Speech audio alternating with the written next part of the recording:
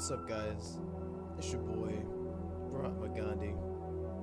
Here's some more choices that matter, and the sun went out. And when we left off, we were on a flight to Peru. I think the noise glitched for a second.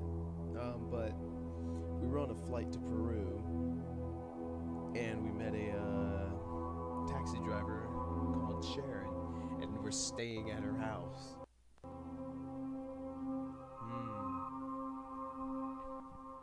Let me check. See, I only got one. I only got one choice ticket left. Okay. Well, let's pick up right now. She rubbed her hands together, collecting her bag of cocoa leaves and standing. Alright, grab what you need. I'll be out front warming up the car. She's a bit old these days. And with that, she left the room. I rubbed my eyes while the cocoa leaves helped with the altitude sickness, and the sleep restored my batteries. I still felt like I was a step behind and $1 short. I've never heard that whole thing before. Only took a moment to grab my bag from the spare bedroom and meet Sharon in the car. She gave me a tooth-filled grin when I jumped into the passenger side, and we peeled off into the streets of Cusco. All around us, the city was getting ready for the festival. Is it just me, or does the music sound higher pitched?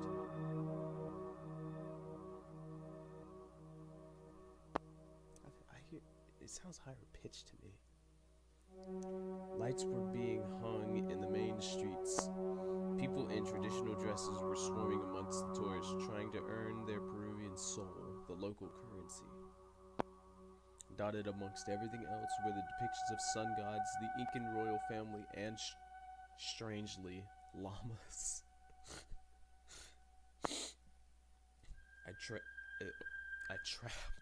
I tapped on Modi's face. Modi, what's the llama's place within the festival of Inti Rame? Before Modi could reply, Sharon piped up from beside me.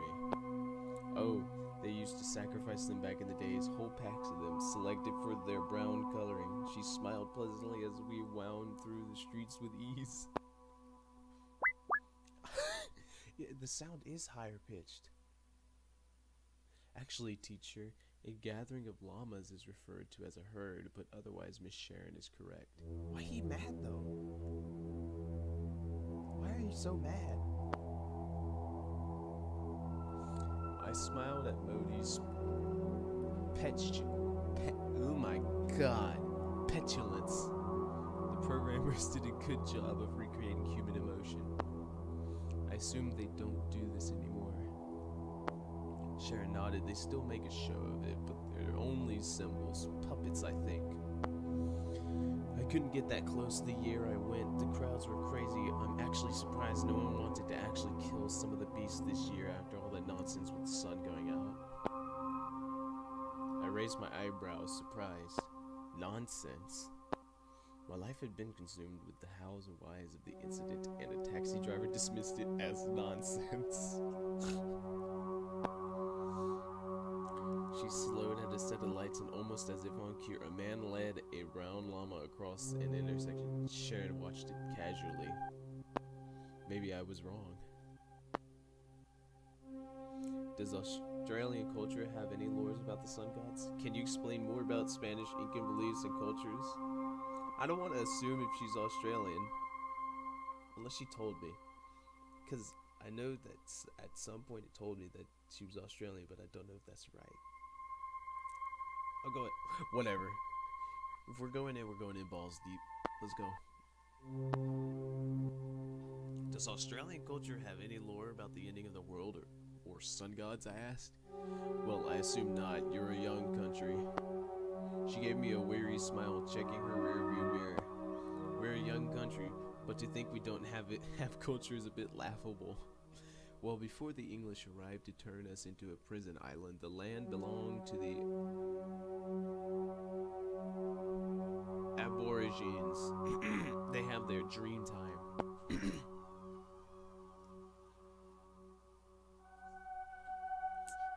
Dream time, I asked. same time as where their belief system comes from. In dreaming, they find reason for things that have no reason. They are very spiritual, connected to their land. That being said, I can only remember what I learned in primary school. She shrugged, I nodded, letting it go. Stopped again at a new set of traffic lights. I suddenly wondered if maybe it would have been quicker to walk in this frenzy. I don't know what people are getting so worked up about, though, honestly. Her tone was offhand and I looked at her incredulous.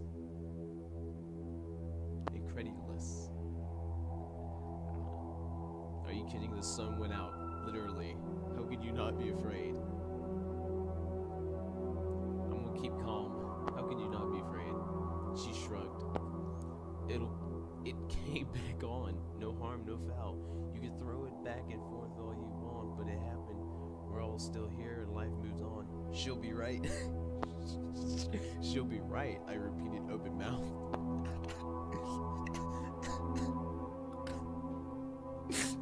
Sharon, what are you on right now? What are you on? I don't mean to alarm you, mate, but it seems that we're being followed. Friends of yours?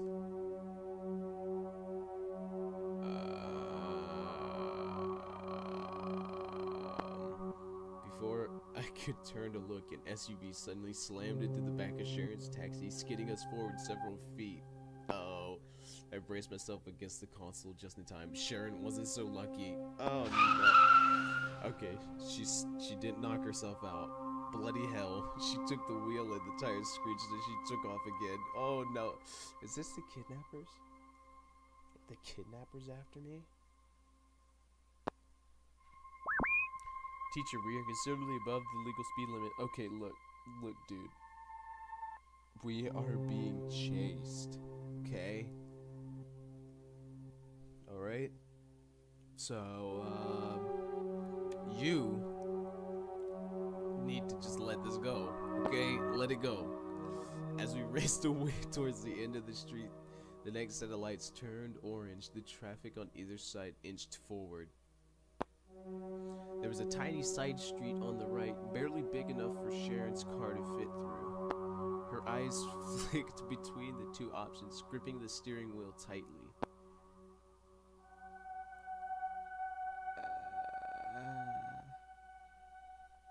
Man, shoot through the red light. Sharon gunned the engine and we sped through a red light, our bumper inches away from cars passing behind us. She let out an elated yell, laughing wickedly. Let's outrun him, eh, mate? That chunky bugger has to wait for the next set of lights, she cackled maniacally, definitely zooming in and out of traffic. Moti vibrated on my wrist. Teacher, these might be the same people who killed Professor Soul and broke into Miss Montague's house. Oh, you motherfucker. Nah, turn around. Turn around. You got a gun. Turn around. Do you have a gun? I'm about to click, clack, bang. I'm about to. I would advise against allowing them to capture you. Modi, what do you think I'm doing? Why do you think we're running through traffic? Why do you think we're running through traffic? Come on now. Thank you, Modi. I'll remember that. Sharon cackled again, approaching the end of the street, which forked in two directions. If we turn left, we'll head towards the industrial district. There will be less people that way, but more places to hide. Right will take us to the outer suburbs towards the old geezer. They might catch up to us, but we'll be closer to our destination. Sharon looked at me for verification.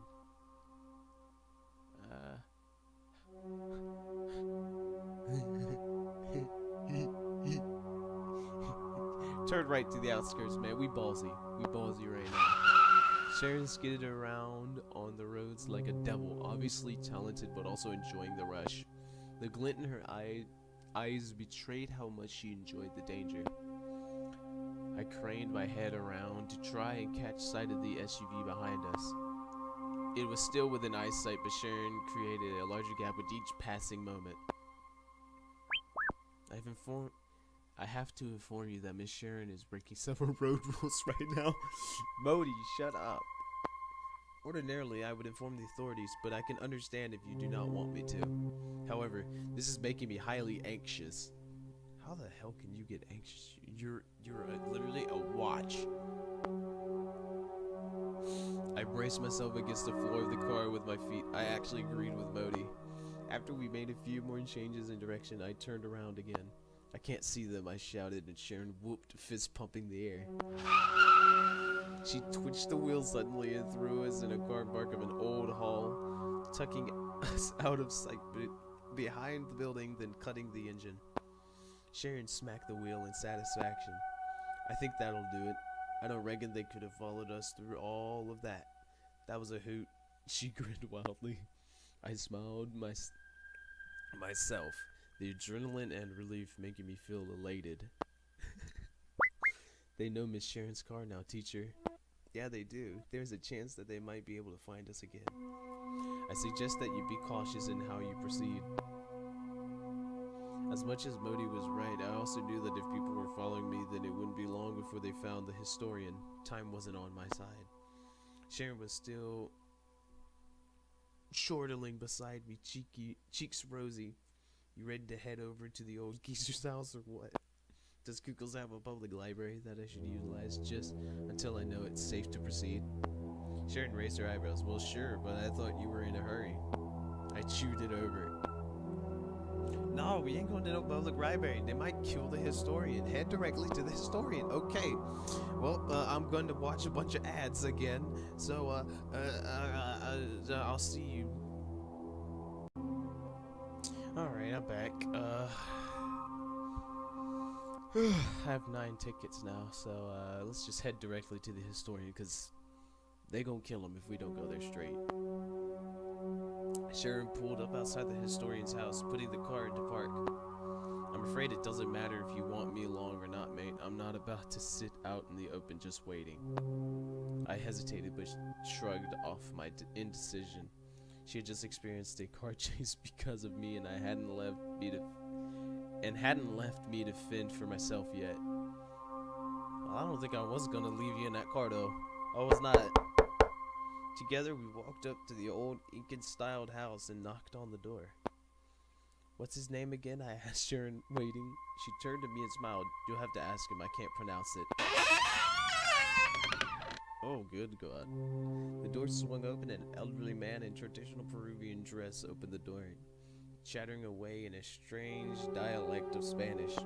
Sharon talked back in a fluent, rolling tone. What? I bit back my envy. I'd never been too good at learning languages. You damn right, I ain't good at that either. After a short discussion, the old man waved us into his home and we followed him through to a back door. Back room, I mean. Teacher, there's a software update available for me. Oh no. May I update? Software update? What's in the update, Modi? I looked away from the historian and whispered. The ability to connect to local wireless networks, teacher. Ah. That could be useful. Whatever, do it. Thank you, teacher. Whoa. Hey, calm down. Calm down, bro. I shall notify you when the update is complete. I wonder if that's gonna change, like, the version number. It was like 0.126. Wonder if that's gonna change. Modi was now showing the updating symbol instead of the usual little face. Modi, I tried. No response. Dang! I lost Modi for a little bit. The historian's back room was set up like a den or library. Books and papers lining every wall. He started shifting flyers and passing them to Sharon, who passed them to me. What was he saying? I asked her when the historian wandered off as if he was about to go get something. She sighed, dramatically bored. The usual tourist stuff, where the best place to stand, why it's so important, blah blah blah. Suddenly a ding sound came from Modi. Is my bagel ready? It did change! Look! Changed to 0.39. .139. Dang, what the heck? That's cool. My software update is complete, teacher. Welcome back, Modi, I whispered, smiling. The historian came back with a painting depicting an old emperor standing at the temple, hands upraised towards the sky. Tell him I need to ask more important questions. Tell him I hesitated. Sharon raised an eyebrow. Tell him I'm here about the sun going out. Oh yeah, I lied to her when I got here. I told her we're here on vacation. Oh no, is she about to bitch slap me? She'll be like, oh, you lied to me, mate. And then she just goes to like slap me. The old man suddenly stopped rummaging around in the corner and he slowly turned to stare pointedly at us. What is it that you wish to know? He asked in perfect English. What the fuck? I stumbled over my words, shocked at his sudden change. Sharon, standing next to me, looked just as taken aback as I did. He waved his hand dismissively. It's more likely people will leave you alone if you're a crazy old fruit, he explained. Means I could get more work done. Ask your question.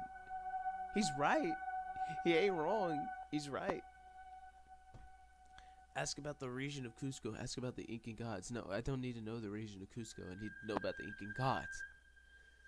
The only Incan god that matters is Inti, he told me, moving around the room to look at a painting on the wall. Okay, so that's what the Inti Rami festival is based on. The Incan god Inti. It was a sun motif, similar to many that I had already seen around the city. Something was crude about this particular depiction, and I suspected the old man painted it himself. Inti is angry. That's why the sun ceased to shine. We've neglected the old teachings for far too long, and now, even if they wanted to, they could set things right. Not even the Spaniards. If we were to try, how would we go about fixing her up? Sharon asked, eyebrows furrowed in confusion. The historian rolled his eyes and left the painting to face us again. You aren't listening. You can't. Next question. Oh no. You telling me I can't fix this? Nah, B. I'm gonna fix this. I'm gonna come over to you, be like, hey, I fixed it. Now I'm gonna slap you down if you don't die. Yeah, because you're probably gonna die from the freaking people that were chasing me, bro. Like, honestly. Ask about the importance of the temple. Ask about the royal family in relation to the gods. Importance of the temple. Coricancha, the Sun Temple, is the key to the city of Cusco. That's where she hides her secrets, though it's not buried under rubble. It was once a symbol of hope, of Inti's influence over us. Now it's but a shadow. I raised an eyebrow at him. What kind of secrets, I asked. He scoffed. If I told you, they wouldn't be secrets, would they? She don't give them up so easily. Didn't have to be rude like that. His hand went to his neck where he fiddled with a wooden token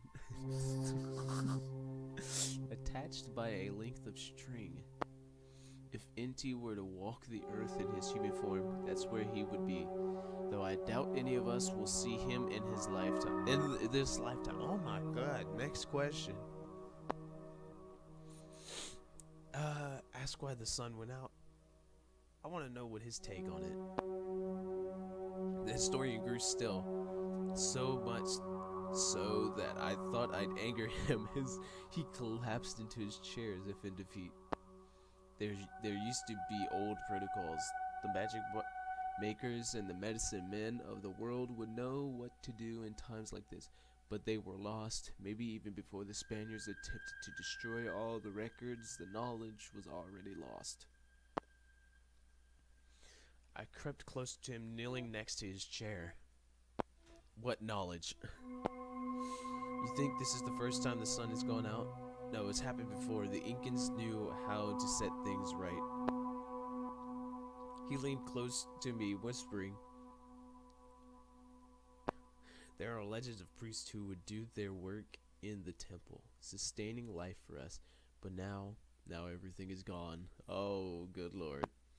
He leaned back in the chair with a great huff, devoid of energy. He continued to play with a wooden amulet tied around his neck. It looked like some kind of cog. A thumping noise caused all of us to jump. An angry voice yelled from the front door. No, don't answer it. Do not answer it. I might not know Spanish, but I could tell when the police were at the door. It's the police. Oh, jump out the back window.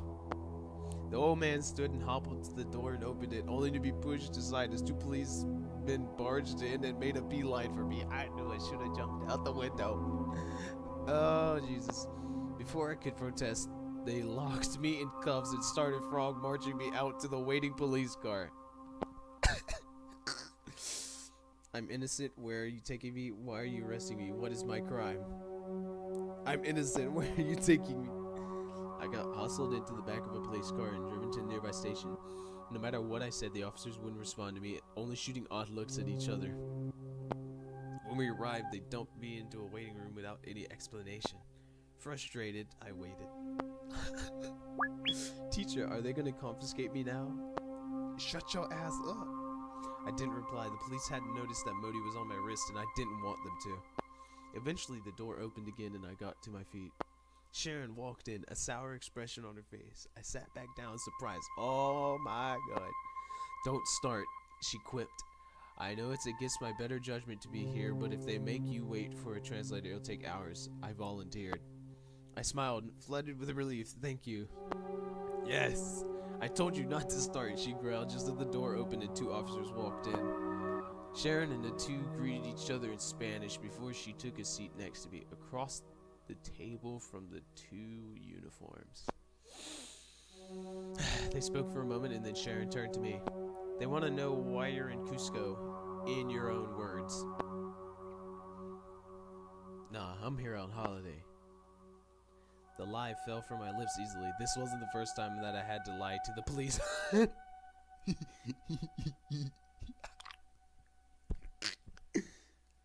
She relayed my answer, and then they talked amongst themselves for a moment before the men left. Sharon stood. They're going to put you in a holding cell until they can verify your story. Apparently, they got some kind of tip that you were causing a public disturbance. Huh? Oh, no. It could be the people chasing us. They're making up a story. She looked towards the door and then back again. I won't tell them we were speeding through town in a taxi if you don't. And with that, she was gone. The officers returned to transfer me to a different room, this one with a bed and toilet. I wrinkled my nose in disgust. Modi vibrated persistently on my wrist. Without your phone, I can't connect to the internet, but I can connect to the station's local wireless network, teacher. Is there anything I can assist you with? Oh, Lord. Oh, Lord Jesus. You can connect to local wireless networks? Come on, man. It was then I remembered Modi had a new software update. Modi, can you access the station's databases too? Oh. Give me a moment while I check. Yes, teacher, the police database does not have a password. Oh my God, they don't have a password. I must say, the security of the wireless network is appalling. Modi had access to the databases in this police station. My mind started to race through the possibilities. They were holding me here because there was a tip about public disturbances. I wonder if I could just... Yes, modify the police evidence, Modi, please. A little nervous, I looked outside the cell to see if anyone was listening. Modi, search the police databases for all public disturbances that could be related to me.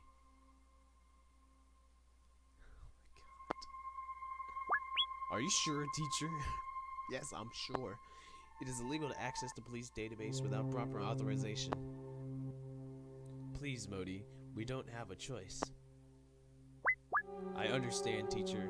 When there's no choice, we can do illegal things. No, not exactly. But this time it needs to happen, okay? Because I could die, okay? There's a possibility. Please wait. I should just insert a dial-up tone right here. I looked outside the cell again, still no one nearby. Found it. There's exactly one public disturbance dibs in the database that matches your physical description, teacher. Good work, Bodhi. Now edit the database entry. Change the physical description so that it no longer matches me. Okay, teacher. It is done. I've changed the hair color and the height. Yes. Thanks, Bodhi. I felt my heart racing a little. Let's hope they see it. After about 10 minutes, the officers came back and opened my cell. One of them pulled out a badly translated piece of paper and handed it to me. They were releasing me due to lack of evidence. I smiled knowingly. Yes, it worked. Yes. I called Sharon to pick me up as soon as I had cell coverage. As I was jumping into her taxi, she grinned easily at me. Not a bad hit of adrenaline, is it? She stepped on the gas and sped towards her home. I looked down at the boots as she drove. Oh, I'm wearing boots. Dang, I got boots on. Dang. As she drove and pondered my next move. Sharon, are you still willing to help me? Sharon, what would you do in my situation?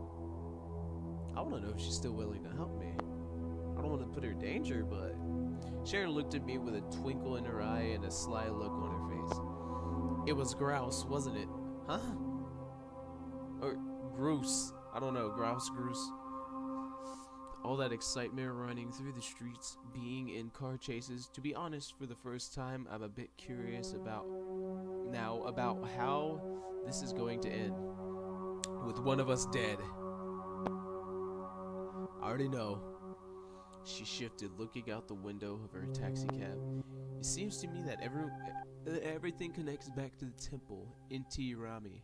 The stuff the old man was saying, it all leads back to there.